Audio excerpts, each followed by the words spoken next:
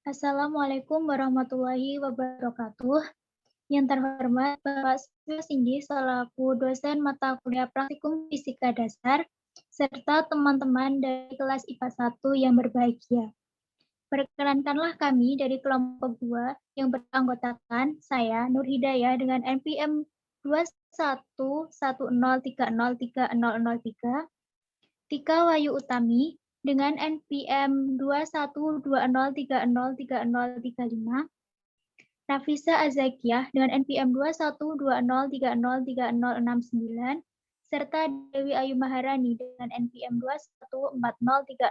2140303105. Pada kesempatan kali ini, kami akan presentasikan hasil praktikum serta diskusi kami mengenai viskositas.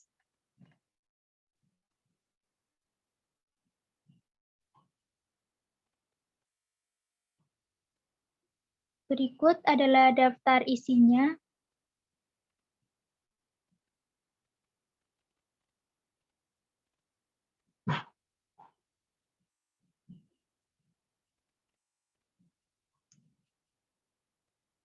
Yang A yaitu judul praktikum.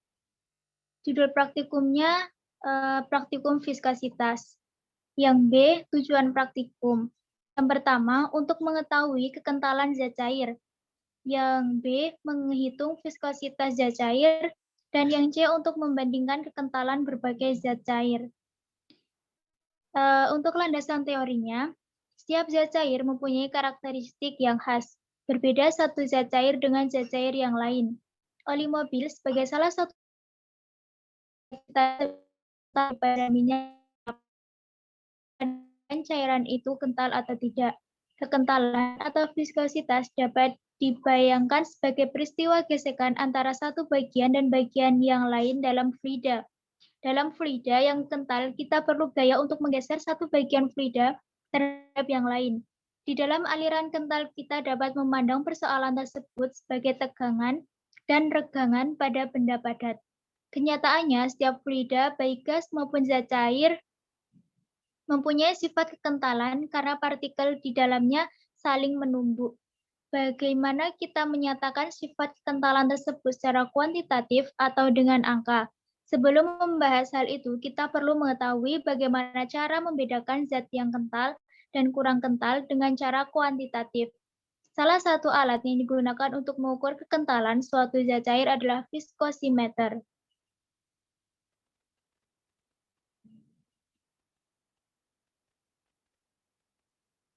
Apabila zat cair tidak kental, maka koefisiennya sama dengan 0. Sedangkan pada zat cair kental, bagian yang menempel di dinding mempunyai kecepatan yang sama dengan dinding. Bagian yang menempel pada dinding luar dalam keadaan diam dan yang menempel pada dinding dalam akan bergerak bersama dinding tersebut. Lapisan zat cair antara kedua dinding bergerak dengan kecepatan yang berubah secara linear sampai V. Aliran ini disebut aliran laminer. Aliran zat cair akan bersifat laminer apabila zat cairnya kental dan alirannya tidak terlalu cepat. Untuk pembahasan yang selanjutnya akan disampaikan oleh rekan saya, yaitu Nafisah. Kepada Nafisah, dipersilahkan. Baik, terima kasih atas kesempatannya. Saya Nafisa Azikia, NPM 2120303069, izin melanjutkan presentasi. Viskositas fluida atau zat cair adalah gesekan yang ditimbulkan oleh fluida yang bergerak atau benda padat yang bergerak di dalam fluida. Besarnya gesekan ini biasa juga disebut sebagai derajat kekentalan zat cair. Jadi, semakin besar viskositas zat cair, maka semakin susah benda padat bergerak di dalam zat cair tersebut. Viskositas dalam zat cair yang berperan adalah gaya kohesi antar partikel zat cair. Viskositas menentukan kemudahan suatu molekul bergerak karena adanya gesekan antar lapisan material. Karenanya, viskositas menunjukkan tingkat ketahanan suatu cairan untuk mengalir. Semakin besar viskositas, maka aliran akan semakin lambat.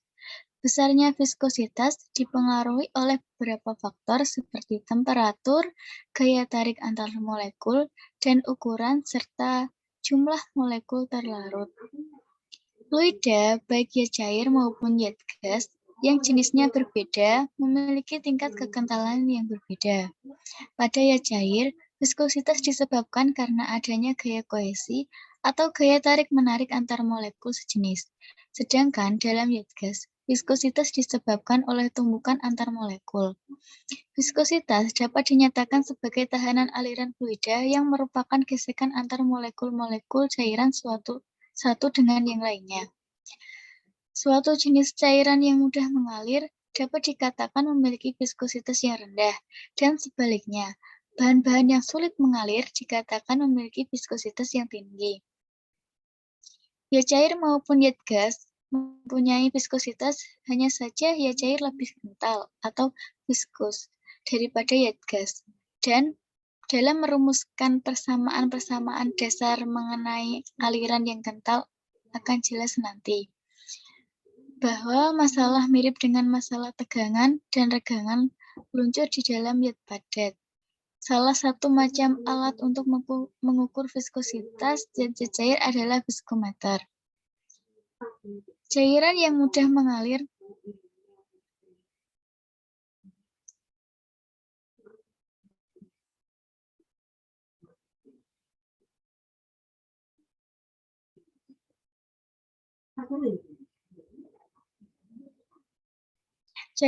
mudah mengalir misalnya air atau minyak tanah, tegangan luncur itu relatif kecil untuk cepat dan regangan luncur tertentu. Dan viskositasnya juga relatif kecil, dan begitu pula sebaliknya. Kekentalan dapat dianggap suatu gesekan di bagian dalam suatu fluida.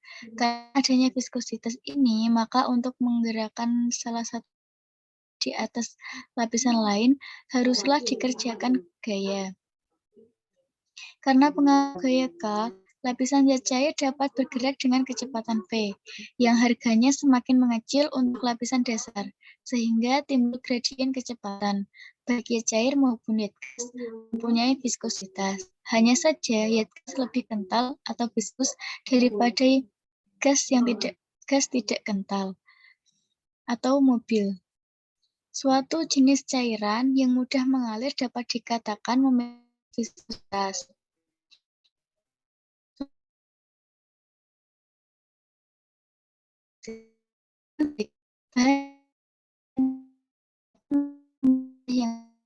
Pada hukum aliran viskositas, Newton menyatakan hubungan antara gaya-gaya mekanika dari suatu aliran viskos sebagai geseran dalam viskositas fluida adalah konstan sehubungan dengan gesekannya.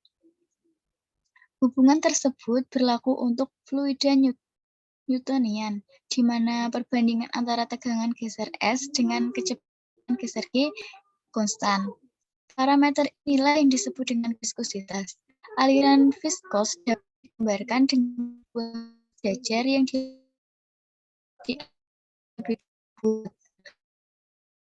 tutupan bawah yang tetap lapis dengan tutupan atas bidang itu ringan dan ikan lapisan fluida tidak ada gaya tekan yang bekerja pada lapisan fluida. Suatu gaya F dikenakan pada bidang bagian atas yang menyebabkan bergeraknya bidang atas dengan kecepatan konstan atau V. Fluida bawahnya akan membentuk suatu lapisan-lapisan yang saling bergeseran. Lapisan tersebut akan memberikan tegangan geser S sebesar F per A, yang dengan kecepatan lapisan fluida yang paling atas dan kecepatan lapisan fluida yang paling bawah sama dengan 0. Kecepatan geser G pada lapisan fluida di suatu tempat pada jarak Y dari bidang tetap dengan tidak adanya tekanan fluida. Lapisan-lapisan gas atau yat cair yang mengalir saling berdesakan, karena itu terdapat gaya gesek yang bersifat menahan aliran yang besarnya tergantung dari kekentalan yat cair. Gaya gesek tersebut dapat dihitung dengan menggunakan rumus G G kali A kali A. Adapun jenis cairan dibedakan menjadi dua tipe, yaitu cairan Newtonian dan non-Newtonian. Kemudian materi selanjutnya akan dijelaskan oleh rekan saya, Tika. Kepadanya saya persilahkan. Baik, terima kasih. Di sini saya akan melanjutkan pembahasan. Yang pertama adalah cairan Newtonian. Cairan Newtonian adalah cairan yang viskositasnya tidak berubah dengan berubahnya gaya irisan. Ini adalah aliran kental atau viskos sejati. Contohnya, air, minyak, sirup, gelatin, dan lain-lain. Shear atau gaya pemisah viskositas berbanding dengan shear stress secara proporsional, dan viskositasnya merupakan slope atau kemiringan kurva hubungan antara shear rate dan shear stress. Viskositas tidak tergantung shear rate dalam kisaran aliran laminar atau aliran streamline dalam suatu fluida. Cairan Newtonian ada dua jenis. Yang viskositasnya tinggi disebut viscous, dan yang viskositasnya rendah disebut mobile. Yang kedua adalah cairan Newtonian. Cairan adalah cairan yang viskositasnya berubah dengan adanya perubahan gaya irisan dan dipengaruhi kecepatan tidak linear. Metode penentuan kekentalan. Untuk menentukan kekentalan suatu zat cair dapat digunakan dengan cara yang pertama adalah cara Oswald atau kapiler.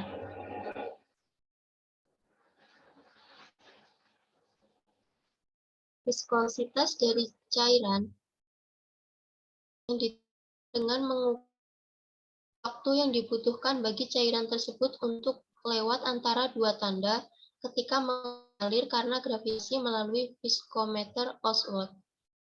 Waktu alir dari cairan yang diuji dibandingkan dengan waktu yang dibutuhkan bagi suatu zat yang viskositasnya sudah diketahui atau biasanya air untuk lewat dua tanda tersebut. Berdasarkan hukum Huygens-Poiseuille dapat dilihat pada penjelasan. Hukum Poiseuille juga digunakan untuk menentukan distribusi kecepatan dalam arus laminar melalui pipa silindris dan menentukan jumlah cairan yang keluar per detik. Yang kedua adalah cara Hooker. Berdasarkan hukum Stokes, pada kecepatan bola maksimum terjadi keseimbangan sehingga gaya gesek sama dengan gaya berat dikurangi gaya Archimedes. Prinsip kerjanya adalah menggelindingkan bola atau yang terbuat dari kaca melalui tabung gelas yang berisi zat cair selidiki. Kecepatan jatuhnya bola merupakan fungsi dari harga reciproc sample. Berdasarkan hukum Stokes, yaitu pada saat kecepatan bola maksimum, terjadi kesetimbangan sehingga gaya gesek sama dengan gaya berat Archimedes. Dalam fluida regangan, geser selalu bertambah dan tanpa batas panjang tegangan yang diberikan. Tegangan tidak bergantung pada regangan geser, tetapi tergantung pada laju perubahan. Laju perubahan regangan juga disebut laju regangan. Laju perubahan regangan geser sama dengan laju regangan. Rumus yang di atas dapat didefinisikan viskositas fluida dinotasikan dengan eta sebagai rasio tegangan geser dengan laju tegangan. Mempelajari gerak bola yang jatuh ke dalam fluida kental, walaupun ketika itu hanya untuk mengetahui bahwa kekentalan pada sebuah bola tertentu di dalam suatu fluida tertentu berbandingan dengan kecepatan relatifnya. Bila fluida sempurna yang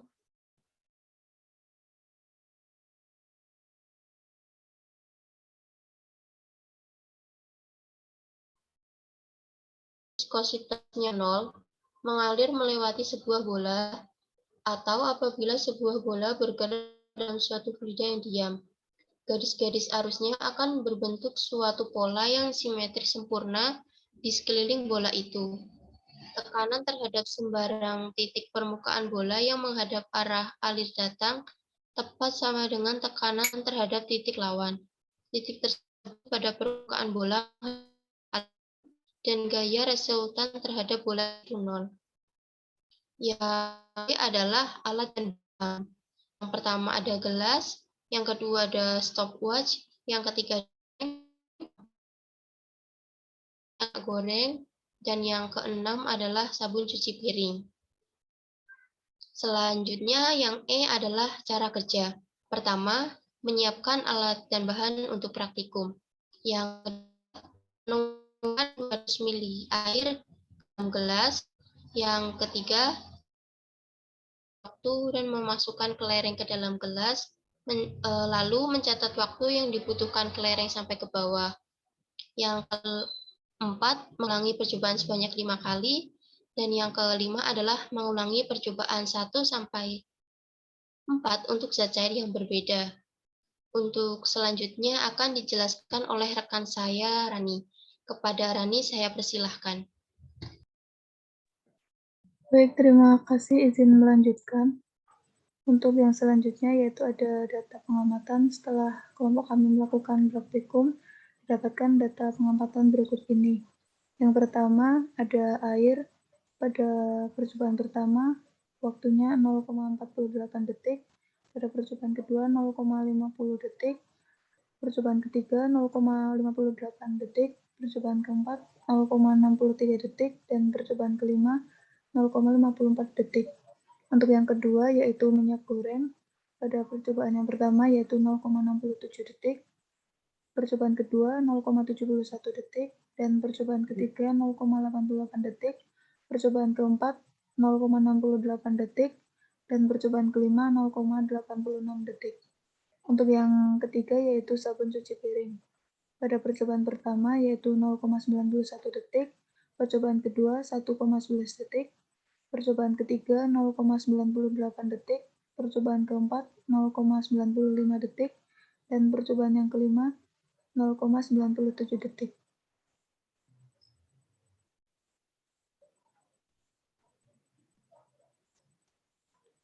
Untuk analisis data yaitu yang pertama pada zat cair air untuk waktu rata-ratanya yaitu T1 ditambah T2 ditambah T3 ditambah T4 ditambah T5 bagi 3 yaitu sama dengan 0,48 ditambah 0,50 ditambah 0,58 ditambah 0,63 ditambah 0,54 dibagi 3, totalnya 2,73 dibagi 3 sama dengan 0,91 detik.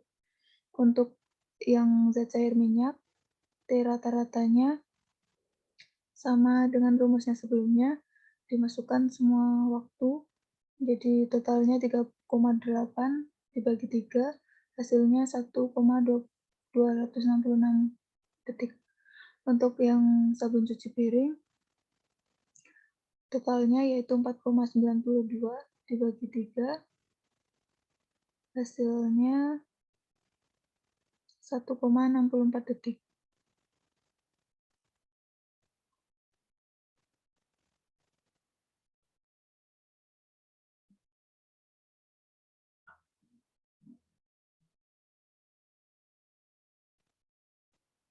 Next.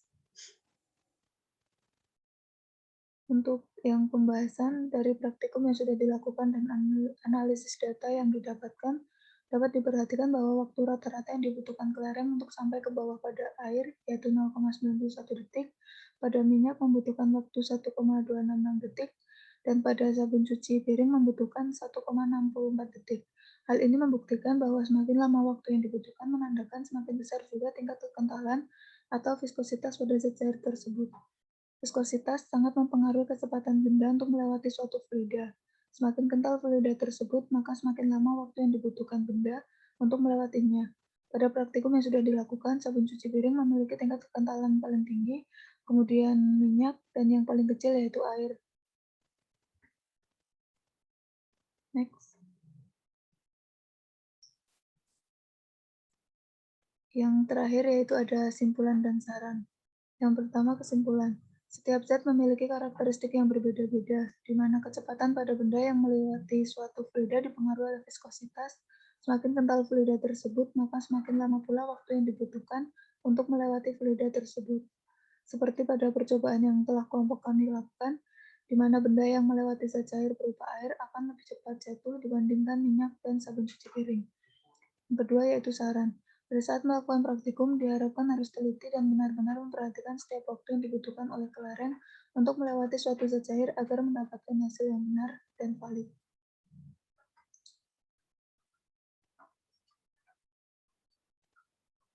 Untuk yang terakhir yaitu ada lampiran foto praktikum yang sudah kelompok kami lakukan. Sekian presentasi yang dapat kami sampaikan. Apabila ada kesalahan mohon dimaafkan. Wabillahi taufiq wal hidayah. Wassalamualaikum warahmatullahi wabarakatuh.